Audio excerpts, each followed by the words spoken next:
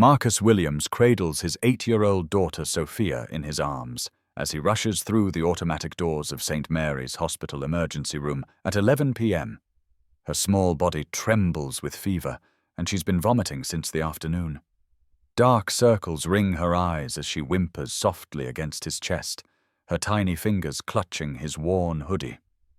Marcus wears faded jeans and old sneakers, his hair disheveled from the frantic 40-minute drive through empty streets to reach the hospital. The waiting room's fluorescent lights cast harsh shadows across rows of plastic chairs. A few other patients sit scattered throughout the space. An elderly man holding his chest, a teenager with a bandaged hand, a young mother bouncing a crying infant. The smell of disinfectant mingles with anxiety and exhaustion that permeates every emergency room in America. The triage nurse, Susan, sits behind a glass partition, barely glancing up from her phone screen where she's scrolling through social media posts. Her blonde hair is pulled back in a messy bun, and her scrubs look wrinkled from a long shift. When she finally acknowledges Marcus, her expression shifts subtly, taking in his appearance with practiced assessment. "Stomach pain?" she asks dismissively, her tone suggesting this is hardly worth her attention. "Could this wait until morning? The emergency room is really for serious cases only. There's an urgent care center about 10 minutes from here that might be more appropriate." Marcus takes a deep breath, fighting to keep his voice steady despite the worry etched across his face. Every parent instinct screams at him to demand immediate attention, but years of navigating professional environments have taught him the value of controlled communication. "My daughter has been running a fever of 102 degrees and vomiting for 6 hours. This could be appendicitis. I need a doctor to examine her immediately." There's something different about the way he speaks, not pleading or desperate like most worried parents who stumble through these doors, but commanding, authoritative, the kind of voice accustomed to being heard and obeyed. He places a sleek black corporate card on the counter, the Williams Healthcare Investment logo barely visible in the dim lighting. Susan's eyes narrow slightly as she studies the card. Then Marcus's appearance again. The disconnect between his casual clothing and the obvious quality of the card creates cognitive dissonance she can't quite process. What Susan doesn't know, what none of the staff know, is that this tired-looking father in rumpled clothes just acquired this very hospital 3 months ago. Marcus Williams, 42 years old, built Williams Healthcare Investment from nothing more than a business degree and relentless determination. Starting with a small clinic in an underserved neighborhood, he'd grown his company into a major healthcare investment firm specializing in acquiring and reforming struggling hospitals. The company had just completed acquiring St. Mary's Hospital 3 months prior, but the complex transition process meant most staff remained unaware of their new ownership structure. Tonight, stripped of his usual tailored suits and corporate authority, he's not here as a CEO. He's simply a concerned father whose world revolves around the sick child in his arms. The waiting room buzzes with typical late-night emergency room energy.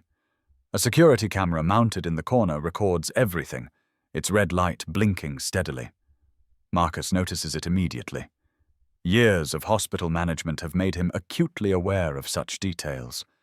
He finds a seat near the registration desk, Sophia curled in his lap like a wounded bird, her breathing shallow and rapid. Susan processes his initial information with deliberate slowness, her fingers moving across the keyboard in stop-and-start motions. Her eyes repeatedly drift from the computer screen to Marcus's casual attire, the worn sneakers, the hoodie with a small stain on the sleeve, the 5 o'clock shadow that speaks of a man too worried about his daughter to worry about his appearance. "Do you have good insurance coverage?" she asks, placing unmistakable emphasis on the word good. Her tone carries the practiced skepticism of someone who's made assumptions about people's ability to pay based on their appearance. Because if this isn't serious, the fees can be quite expensive. Emergency room visits can run into thousands of dollars. The question hits Marcus like a slap. In his corporate world, no one questions his ability to afford anything. Insurance is handled by assistants, bills disappear into accounting departments, and money is never a barrier to care. But sitting here in his weekend clothes, holding his sick daughter, he's just another black father whose financial worthiness is being evaluated. 45 minutes pass with agonizing slowness. Marcus watches the careful choreography of emergency room triage, noting patterns that would be invisible to most parents, but stand out starkly to someone with his healthcare experience. A white family with a teenage son who has a minor laceration on his hand arrives 15 minutes after Marcus and Sophia. They're called back within 10 minutes. An elderly white woman complaining of chest pain gets immediate attention, wheeled back on a gurney with 3 staff members attending her. Each time the triage door opens, Marcus expects to hear Sophia's name. Each time, he watches another family, invariably white, invariably called before them despite arriving later, disappear behind those doors while his daughter's condition worsens. Security guard Johnson, a stocky man in his 50s with graying temples, positions himself strategically near Marcus's seating area. He's not obvious about it, professionals never are, but Marcus notices the way Johnson's eyes return to him every few minutes, the subtle positioning that allows quick intervention if needed. The message is clear. This black man with his sick child is being watched, categorized as a potential problem rather than a parent seeking help. Marcus's phone buzzes constantly with notifications. Board meeting reminders. Acquisition updates. Q4 financial review scheduled. The irony is almost unbearable. His phone contains emails about million-dollar investments, strategic hospital acquisitions, healthcare reform initiatives. But none of that matters when his daughter is suffering and being denied care because of the color of his skin. "Daddy, my tummy hurts so bad," Sophia whispers, tears streaming down her flushed cheeks. Her small voice breaks with pain and confusion. At 8 years old, she doesn't understand why they're sitting in this bright, cold room while she feels so terrible. "I know, sweetheart. The doctors are going to help you soon," Marcus reassures her, stroking her hair while his jaw tightens. He watches another family get called back immediately, a white couple with their toddler who has a mild rash. The pattern is undeniable now, systematic and deliberate. The discriminatory patterns become more apparent and more infuriating as the night progresses. When Marcus approaches the registration desk for the 3rd time, Susan's irritation is barely concealed behind a mask of professional courtesy. "Sir, we're doing everything we can," she says with exaggerated patience, the kind reserved for difficult customers. "Pediatric cases require special handling, and we have protocols we must follow. I've already explained that the doctor will see your daughter when appropriate." But Marcus has been watching, documenting, learning. The protocols Susan mentions seem to apply only to his family. When he requests an update on Sophia's status, Susan suddenly produces a stack of additional paperwork that other families weren't required to complete. Detailed insurance verification forms, comprehensive medical history documents requiring his signature on every page, emergency contact information that needs 3 separate authorizations. "I'm sorry, but our system requires complete documentation before we can proceed," Susan explains, sliding the papers across the counter. "It's hospital policy." The forms are extensive, clearly designed to create delays and obstacles. Marcus recognizes bureaucratic stonewalling when he sees it. He's used it himself in business negotiations, though never to deny medical care to a sick child. "The computer system is running slowly tonight," Susan adds when Marcus questions why other patients' information seemed to process immediately. "We're having technical difficulties that are affecting some accounts more than others."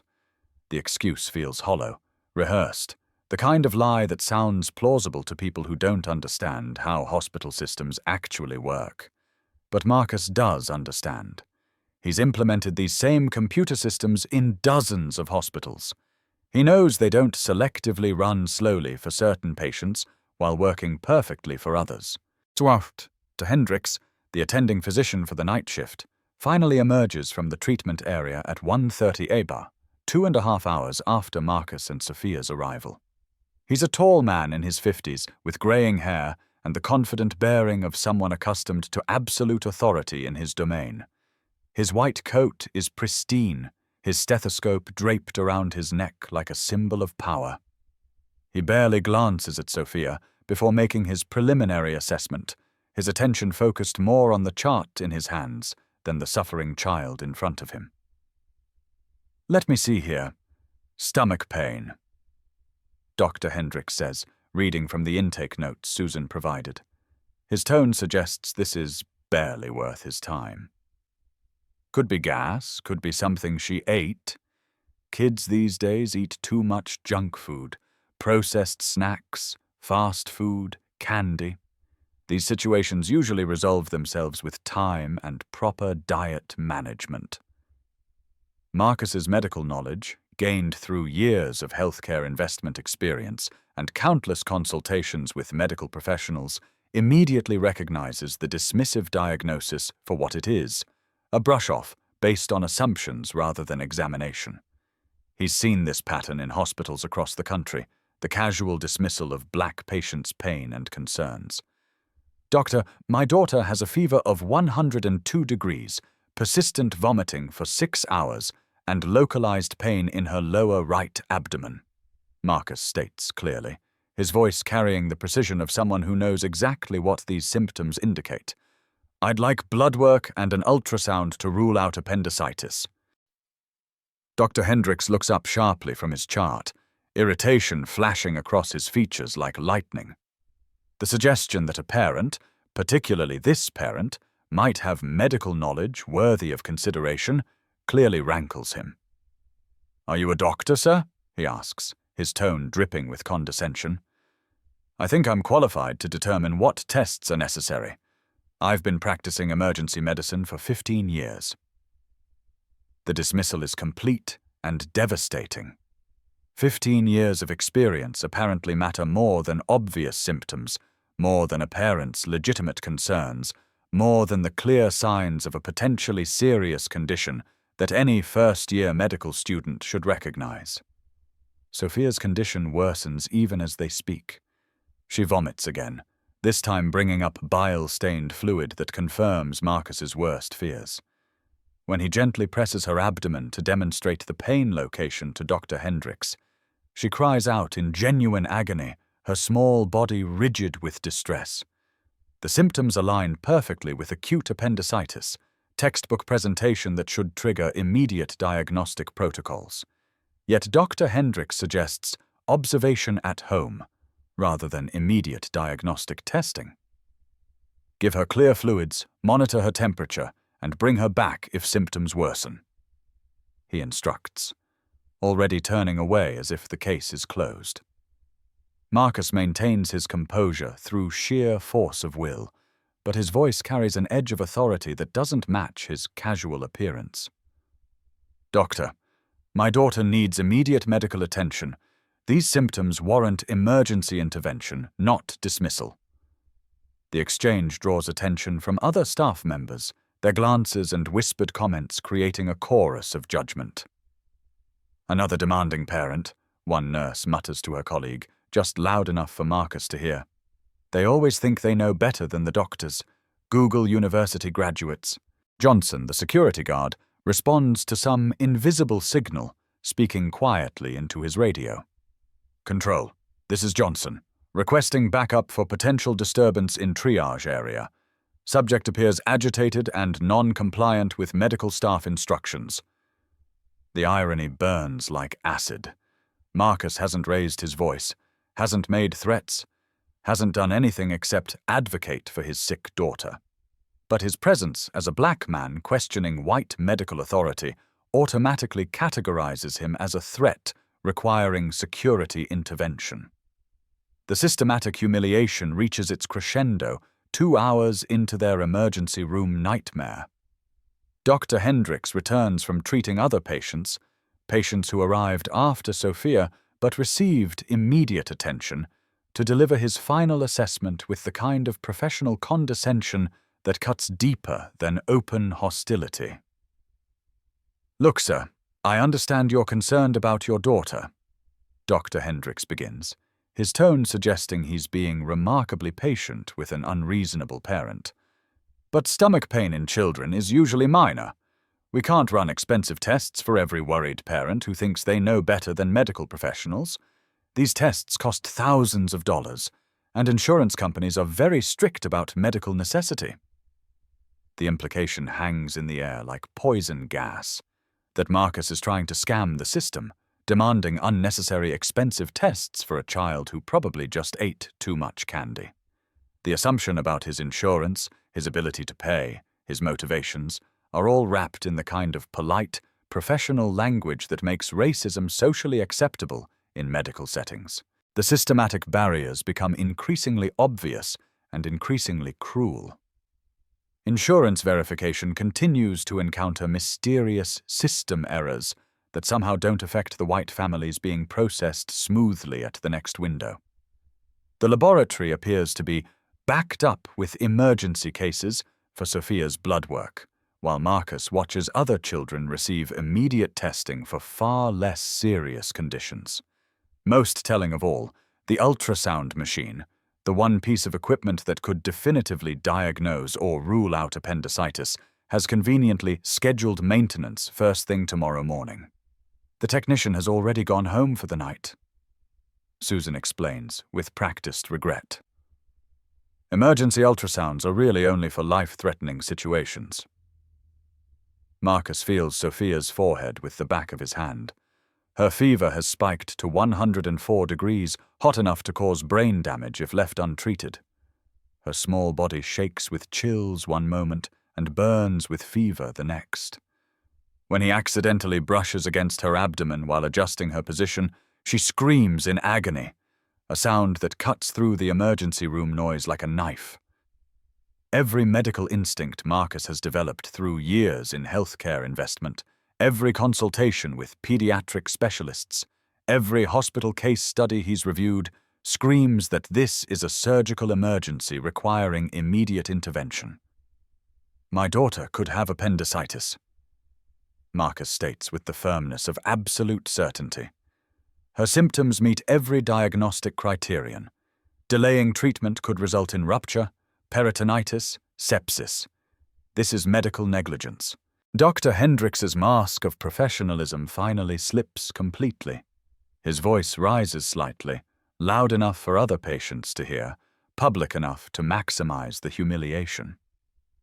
"Sir, please don't tell me how to practice medicine. I have 15 years of experience treating children. If you're not satisfied with our care, you can always transfer to the county hospital." The suggestion carries unmistakable racial undertones. Go where your kind belongs, where the charity cases and uninsured patients receive inferior care. The message is clear. You don't belong in this quality facility, making demands of qualified professionals. The humiliation reaches its absolute peak when staff members begin speaking about Marcus as if he's not present, their voices carrying just far enough to ensure he hears every word. "These people always think they know better than doctors," Susan says to a colleague, her tone heavy with practiced exasperation. "Probably can't afford private health care anyway, so they come here demanding VIP treatment." A white mother in the waiting room, waiting with her son who has a minor sports injury, nods in obvious agreement. "It's so frustrating when people try to skip ahead in line by making demands and causing scenes. We've been waiting patiently for our turn." The woman's comment stings particularly because Marcus hasn't requested special treatment, hasn't tried to skip any lines, hasn't caused any scenes. He's simply asked for appropriate medical care for his critically ill daughter, the same care automatically provided to every white family that's come through these doors tonight. Marcus documents every word of the conversation on his phone, his hands steady, despite the anger and frustration building like pressure in a boiler. His legal training from business school taught him the value of evidence, and years of corporate negotiations have given him iron self-control, even in the most provocative situations. He sends a carefully worded text message. Initiate emergency board meeting. Patient safety violation requiring immediate review. Then he calls his personal attorney, stepping away from Sophia for just a moment to speak quietly. I need discrimination case preparation. We're documenting systematic denial of care in the hospital we just acquired. The irony isn't lost on him. They're refusing proper medical care to the daughter of the man who now owns their workplace, who signs their paychecks, who has the authority to implement the very reforms this situation proves are desperately needed. The crisis escalates to life-threatening proportions when Sophia's condition deteriorates beyond any reasonable doubt. Her fever climbs relentlessly to 104 degrees, and she begins displaying every classic sign of acute appendicitis that any competent medical professional should recognize immediately. Her abdomen becomes rigid and distended. Rebound tenderness is clearly evident, and her white blood cell count would certainly be elevated if anyone bothered to test it. Marcus cradles his daughter as she shivers uncontrollably, her small body racked with chills despite the dangerous fever. Her lips are dry and cracked, her eyes have taken on the glassy look of serious illness, and her breathing has become rapid and shallow. When she tries to move even slightly, she cries out in pain that's obviously genuine and severe. My daughter needs a surgeon now, Marcus demands, his voice carrying new urgency as Sophia's condition becomes undeniably critical. This is clearly appendicitis. Every minute of delay increases the risk of rupture. Dr. Hendricks maintains his dismissive stance, even in the face of obvious medical emergency, his professional ego apparently more important than patient safety. I don't see any urgency here that warrants surgical consultation, he states with infuriating calm. We'll continue observation until morning and reassess her condition then.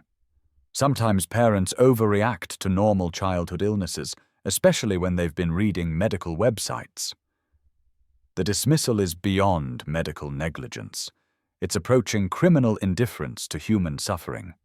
For the first time that night, Marcus abandons his strategy of polite persistence and reveals a portion of his professional authority. Dr. Hendricks, I'm a healthcare executive with 15 years of experience in hospital management. Marcus states clearly, his voice carrying the unmistakable tone of authority. I understand standard of care protocols, joint commission requirements, and medical liability. My daughter requires surgical consultation immediately, and your failure to provide it constitutes actionable negligence. The revelation should change everything. A healthcare executive's medical knowledge demands respect. His understanding of protocols should be acknowledged. His mention of liability should trigger immediate defensive action. Instead, Dr. Hendricks's bias runs so deep that professional credentials can't overcome racial prejudice. I don't care what you claim to do outside these walls, Dr. Hendricks responds with stunning arrogance. In my emergency room, I make the medical decisions. You can file a complaint with administration if you disagree with my clinical judgment. Marcus pulls out his phone and dials a number from memory, his voice shifting completely from pleading parent to commanding executive. This is Marcus Williams. I need Dr. Peterson from surgery down to the emergency room immediately for pediatric appendicitis consultation. The call goes directly to the hospital administrator's personal line, a number very few people possess, a direct connection that bypasses all normal protocols. The administrator answers on the second ring, his voice groggy with sleep, but immediately alert when he recognizes the caller. Mr. Williams, I thought you weren't starting your facility rounds until next week. Is everything all right? The conversation catches Dr. Hendricks's attention like a physical blow. Williams? He mutters, the name triggering vague recognition somewhere in his memory. That name sounds familiar. Where have I heard that name recently? Susan overhears from the registration desk, her own memory suddenly activated. Wait a minute, she says to her colleague, her voice carrying new uncertainty. Isn't Williams the name of the new ownership group? The company that bought the hospital? Security guard Johnson, who had been preparing for potential confrontation with this difficult parent, suddenly looks nervous. The dynamic in the room shifts subtly as staff members begin connecting pieces they should have recognized hours earlier, puzzle fragments that form a picture none of them want to see. Within 20 minutes, Dr. Peterson arrives from the surgical department, still in scrubs from a previous operation. He takes one look at Sophia, truly looks at her, examines her with the thoroughness that should have happened hours ago, and his expression transforms into professional alarm. "This child should have been in surgery an hour ago," he states matter-of-factly, his words cutting through the emergency room atmosphere like a scalpel. "These are textbook appendicitis symptoms. Who's been managing this case?" Blood work finally ordered confirms severe appendicitis with elevated white blood cell count and other inflammatory markers. Imaging reveals significant inflammation and the real possibility of imminent rupture. Everything Marcus had suspected, everything he had tried to communicate, every concern he had raised proves absolutely correct. The hospital administrator arrives within 30 minutes, still adjusting his hastily donned clothes, carrying paperwork tucked under his arm. "Mr. Williams, regarding the acquisition transition protocols and your upcoming facility assessment." He stops mid-sentence, taking in the scene before him.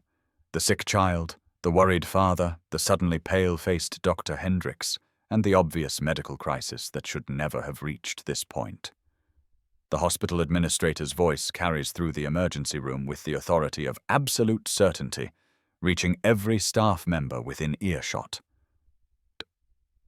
"Dr. Hendricks, nursing staff, security personnel, I want to formally introduce Marcus Williams, Chief Executive Officer of Williams Healthcare Investment and the new owner of St. Mary's Hospital."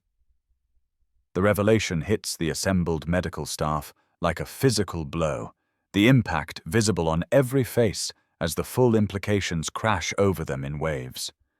Dr. Hendricks's face drains of all color, his confident bearing collapsing like a house of cards, as 15 years of medical arrogance crumble in an instant.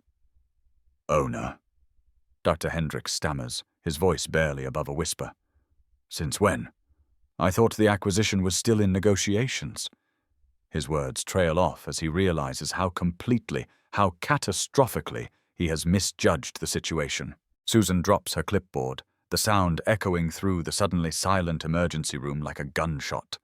She takes an involuntary step backward from the registration window, her hand covering her mouth in horror as she realizes every dismissive comment, every discriminatory action, every moment of unprofessional behavior has been directed toward the man who now owns the hospital where she works.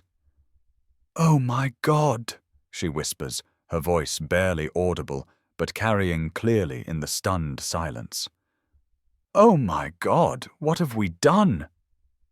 Johnson, the security guard who had been watching Marcus suspiciously all night, preparing for potential confrontation with this difficult parent, suddenly discovers urgent security duties elsewhere in the hospital. He slips away from the registration area as if becoming invisible might somehow erase his earlier behavior, might undo the profiling and discrimination he's displayed for hours. Other staff members who had participated in or witnessed the discriminatory treatment begin whispering frantically among themselves, the weight of their actions and inactions crashing down upon them like an avalanche. Nurses who had gossiped about these people, technicians who had delayed Sophia's care, administrators who had allowed the systematic discrimination, all suddenly realize they've been observed, documented and judged by the very person who holds their professional futures in his hands.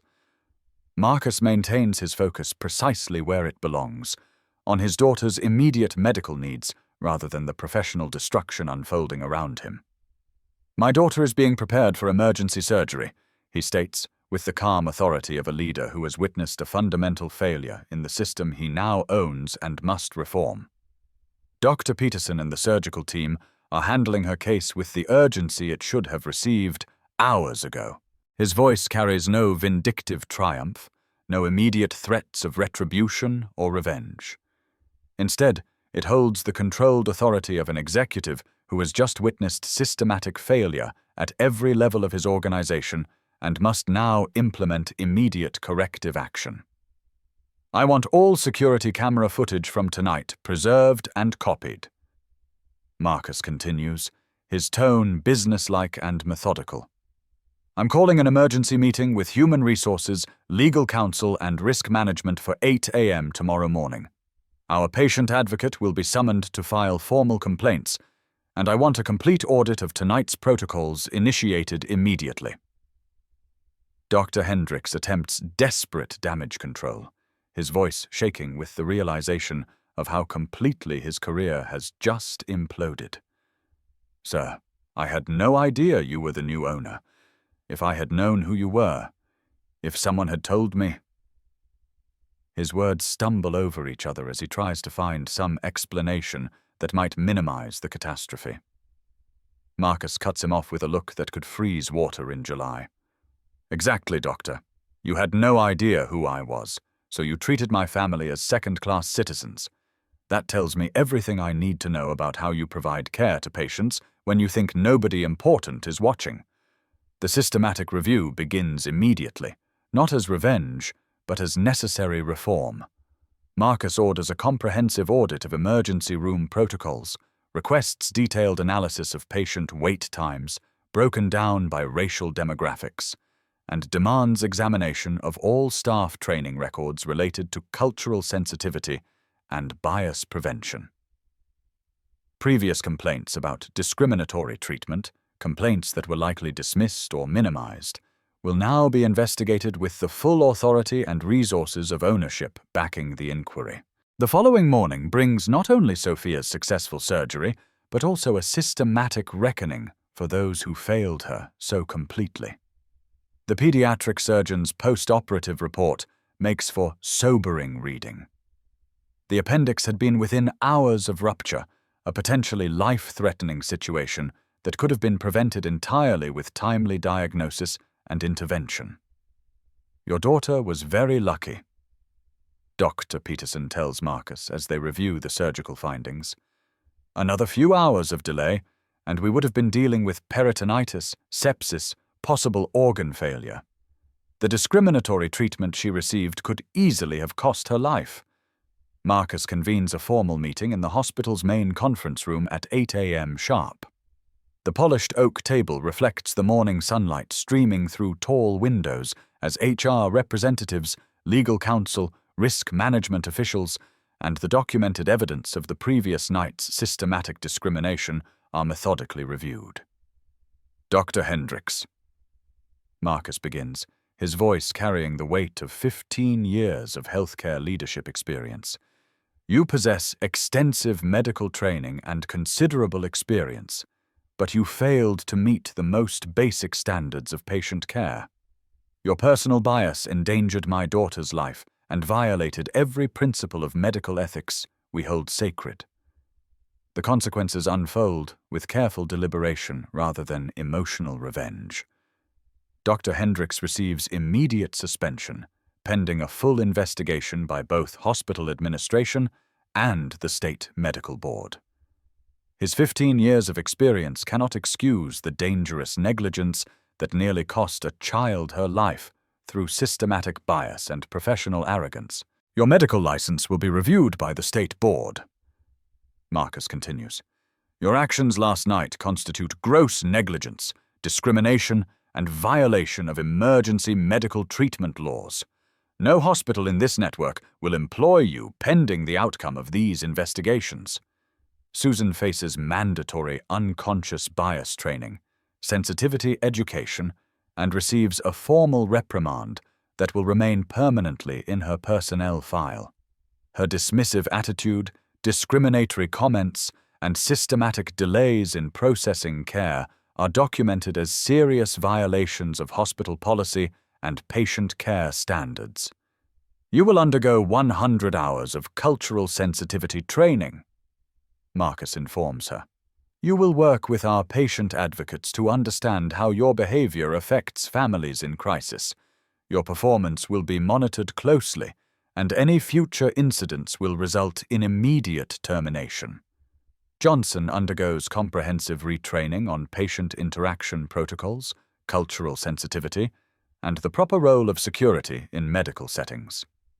His profiling of Marcus and assumption of potential violence based solely on race require serious educational intervention. The systematic changes extend far beyond individual punishment to address the institutional problems that made such discrimination possible. Marcus announces the implementation of a comprehensive patient advocate program, ensuring every family has trained support navigating the healthcare system and protection against discriminatory treatment. Mandatory unconscious bias training becomes required for all staff members, not just a one-time session, but ongoing education with regular refresher courses to maintain awareness and accountability.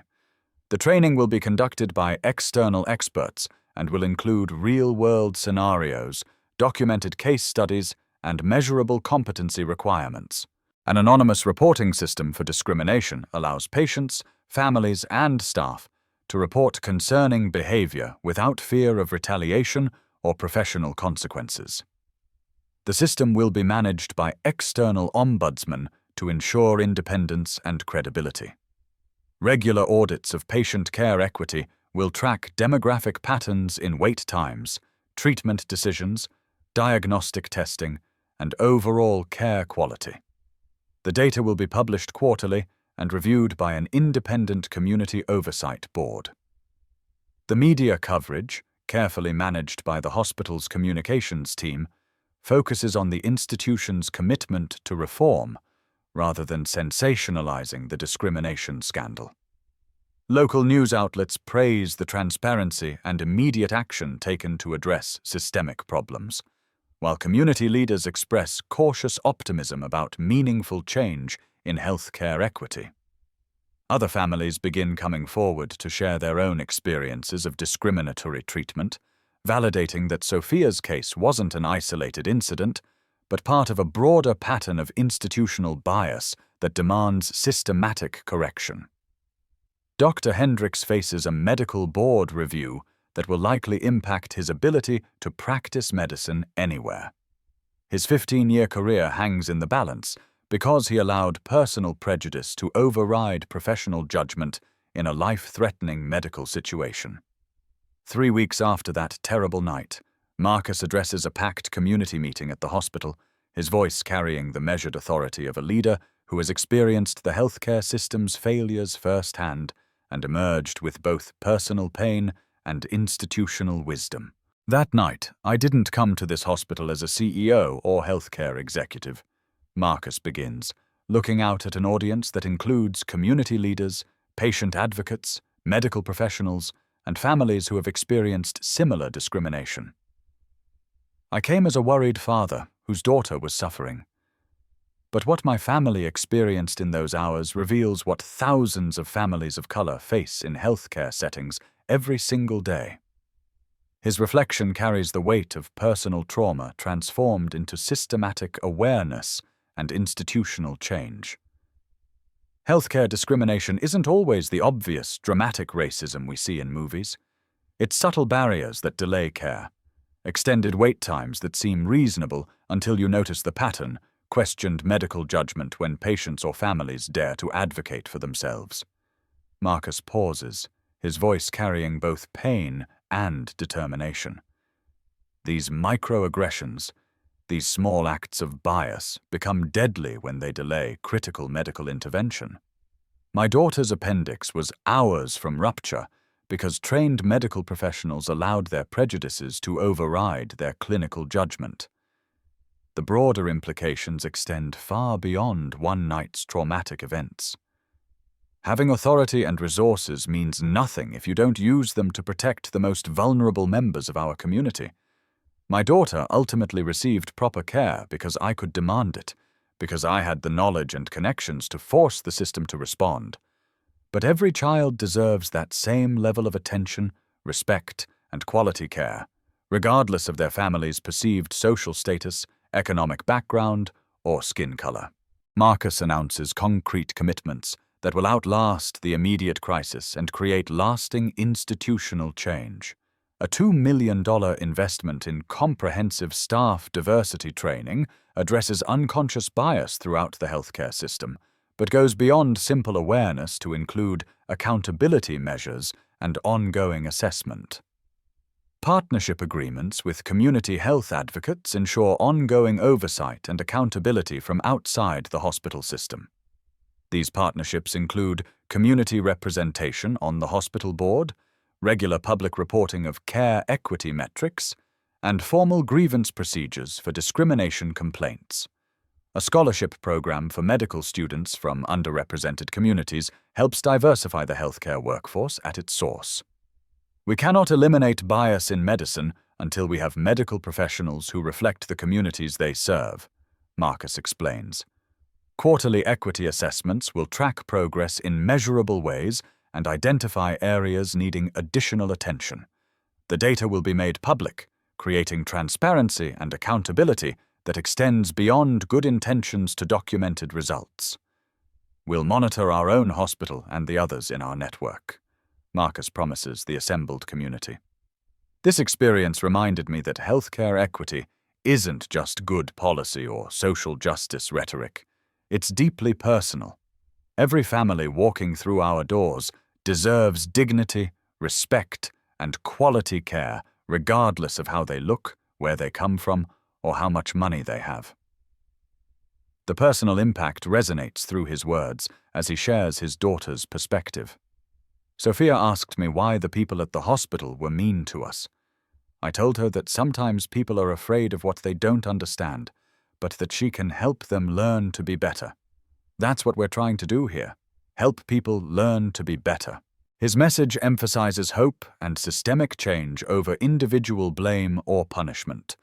Real change happens when people in positions of power and authority experience firsthand what others face daily. But we cannot wait for that kind of coincidence.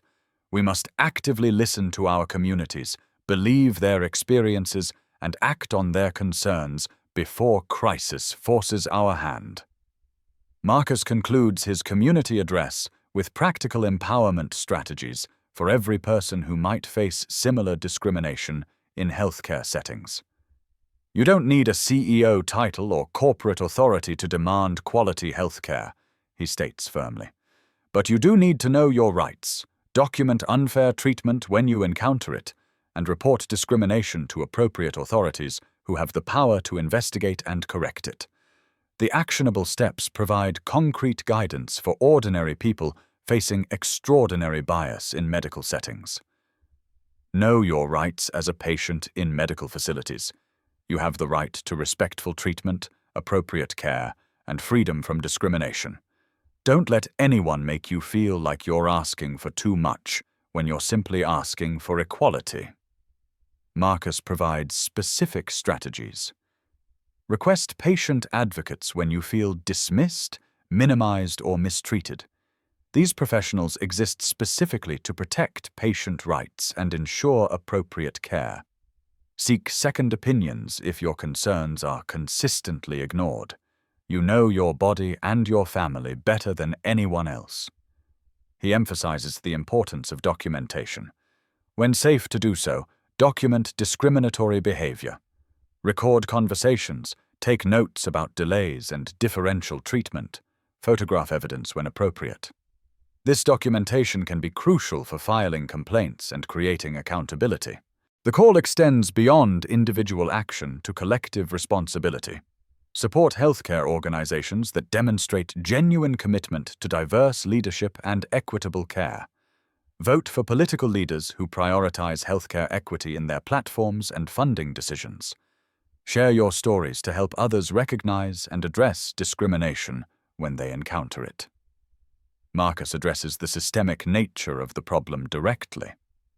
Real transformation demands both individual courage and institutional commitment. Hold healthcare systems accountable for their diversity promises and equity claims. Demand transparency in care outcomes and demographic data. Your health concerns are valid. Marcus emphasizes, his voice carrying both authority and compassion. Your family deserves dignity and respect in medical settings. Don't let anyone minimize your pain, question your judgment, or treat you as less deserving of quality care based on your appearance, accent, insurance status, or perceived economic background. The systematic change requires sustained effort and community engagement.